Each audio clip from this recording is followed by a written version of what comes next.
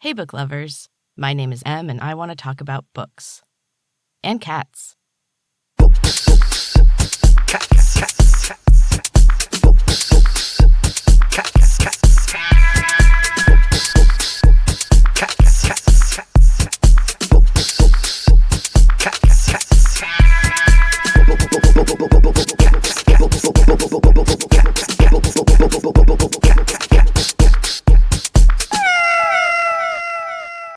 Hey, book lovers. I am finally back.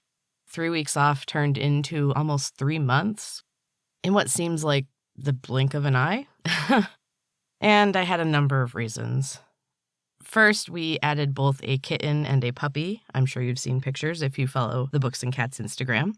We are 2 months into having them now, and they're doing great. They've adjusted really well, and they're starting to sleep more through the night. It has been exhausting, but I do feel like I've finally adjusted my sleep schedule, and I'm starting to feel like a normal human again. I also took on some additional voiceover work, which started out okay, and I was kind of willing to extend my break from podcasting a little bit, but then it quickly turned into a list of ridiculous demands, snide remarks, and crazy disorganization. And this time, I set some boundaries, and I didn't wait or try to do the impossible because they were asking the impossible. And in the past, I would have tried. I just told them I couldn't do it and moved on. I can't say that it felt great. I don't like quitting things. I don't like feeling like I'm not dependable. But I'm also done killing myself over other people's disorganized mess. So, yay for boundaries. And finally, on top of all of that, throw a dash of depression. And that's what I had going on. It got on top of me a lot more than I expected, which I will get into in a little bit. But it took me a while to get myself back. Now that my excuses are over, I have one other thing that I want to talk about really quickly before I get into some amazing books. I need to take a moment to mention my favorite show, RuPaul's Drag Race. I am currently watching the newest UK season, season 4, and this week was my favorite so far. They did an improv challenge that was set on a TV talk show, and it was also cat-themed. So see, it even ties in with the podcast. The scripts were absolutely ridiculous and just full of cat puns. I always kind of wonder about who they have for writers for those things, because I think that would be a fun job. They also had a hair-based runway, which was also super fun. And one of my favorite drag queens did a Cheshire Cat outfit that was just so cool. She had like a full-length purple and pink fur jacket that she then shed. It was incredible. And you know I love the Cheshire Cat. However, there was also a look that was based on a moth. And that was just incredible. That was by far the best one. Even with my love of the Cheshire Cat, the moth was so cool. Anyway, that's it for my Drag Race babble. So after taking this super long break, I have a bunch of books to cover. But today I want to talk about one of my most recent reads, and one that I think just about everybody has read. I want to talk about I'm Glad My Mom Died by Jennette McCurdy. This book appealed to me for a lot of reasons. One was simply that she was on iCarly, and my kids loved iCarly when they were growing up. Honestly, it was one of my favorites of the stuff they watched too, because it had humor that was also super funny for adults, and they had a really solid core group of actors. My favorite character was Sam, who was played by Jennette McCurdy. I was mostly interested in reading an honest portrayal of a less than picturesque mother, something that has slowly kind of been coming to the surface in society, though many people still subscribe to the, but it's your mother camp. Those people have had good or at least adequate moms, and they cannot comprehend anything else. And they are very, very, very, very lucky. It's not always the case. And this is a pretty intense example of that. And finally, I just find biographies interesting. I am very interested in people's lives, the dirty, the dark, the healing, all of it. So I was beyond excited to read this book anyway. I pre-ordered it and avoided all of the interviews that she was doing to promote the book. I ended up having to avoid quite a bit of her press tour because after I got the book, I wasn't able to read it immediately. Partially because of my schedule with the voiceover work, and partially, if I'm being honest, because I was scared of how I might feel reading it.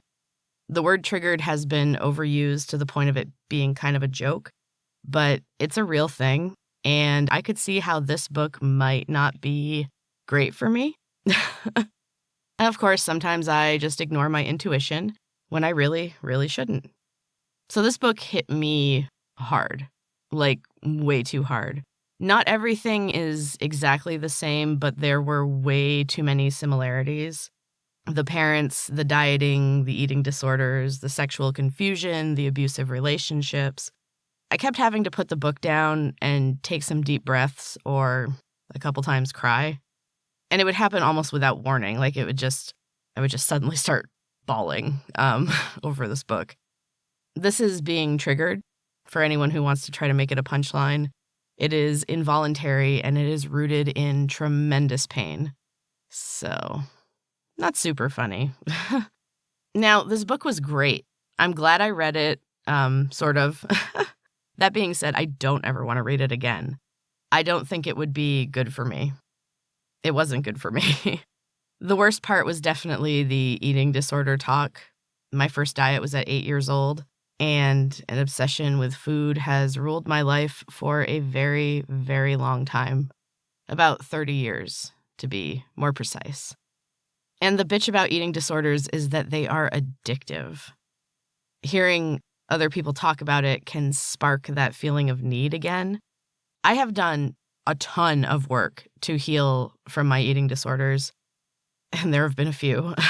I'm quite well-versed in the ways of weight loss, body dysmorphia, and self-loathing, but I have managed to get to a place of peace with my body and with food. It has taken years, but I believed I was over it. I haven't had a binge or anything like it in a very long time. But this book just brought everything crashing back down on me. I dipped briefly back into binge eating. Luckily, I have learned how to get myself back pretty quickly, but it does take some time and the destructiveness in between is incredibly unpleasant. So this was a tough read for me overall, but it was still really, really good. I'm very torn. I don't think this book was hilarious. There was a comment on the cover that said something about it being funny, and I just don't see any humor in this story. But maybe it's because I'm too close. Maybe this one just affected me too much. I mostly just found myself feeling really, really sad for this poor, traumatized girl. It's awful. So, at its root, it is the well-known trope of the child being forced to live the parent's dream. This is another thing that I've seen firsthand in my family and also during my work in theater, and it's disturbing. And this book is that trope taken to the extreme. She was forced to constantly please her mother, and her successes were short and eclipsed by her mother's many disappointments. The girl became a famous actress, even though she did not like acting. She was taught to be an anorexic and to hate herself because she wasn't enough, or honestly, because sometimes she was too much. She paid all of her family's bills. She supported them, almost entirely with her work, starting so young. There was also religious confusion because they were Mormon, which has some rather intense expectations, but then they were not quite meeting those expectations, which confused and upset Jennette even more because she was just a little girl. She had no privacy, no agency over her own body and her life, and she had no guidance with how to handle some of the more complex and frightening parts of growing up, especially in Hollywood. It's so predatory. Honestly, it's no surprise that she struggled with addiction later on. Her journey to healing and recovery, and just to finally knowing who she is so inspiring. And her bravery and determination when she begins to heal is just, it's compelling. So I highly recommend that you read this book, but I would also put a bit of a warning on it. Even so, I think it is a book that is very much needed in today's culture. As much as it hurt me, I did need it. I think quite a few women have grown up in this type of situation. And I think that because of that, we may feel very, very alone and like it was just us that was unlovable or not enough. It's nice to have very public proof that this is a real thing and our suffering is valid and that we are valid. So definitely check out I'm Glad My Mom Died. It's incredible and important. Now I'm going to take a quick break, and then I have another book to discuss with you, Dopamine Nation by Dr. Anna Lembke. Be right back. Hey, book lovers. This episode discusses a lot of mental health-related content, and this is a struggle that many of us face. When the world gets too loud, I like to escape to the peace of nature. So it was kind of an obvious choice for me to join GTF Outside. You know what it means. Honestly, some days it is a struggle to get out the door, but nature is so healing, and GTF Outside makes comfy, great-looking clothing that can help you get out there. They also support mental health awareness and combining it with nature. And like I said, it's a magical combination. You can check out the link in the bio and use code M10 for 10% off your order. That's EM10. As the days get colder, I am eyeing some of their sweet sweatshirts and some of their new hats. I love a good beanie, and winter is all about hats for me. Anyway, get the outside for the benefit of your mental health. And check out their clothes to do it in comfort and style. Welcome back, book lovers. So, I want to talk about a second book today. This one is called Dopamine Nation, Finding Balance in the Age of Indulgence by Dr. Anna Lembke. Now, I initially saw an interview with her on YouTube. She writes and discusses addiction, but more from the point of view of how the body reacts chemically.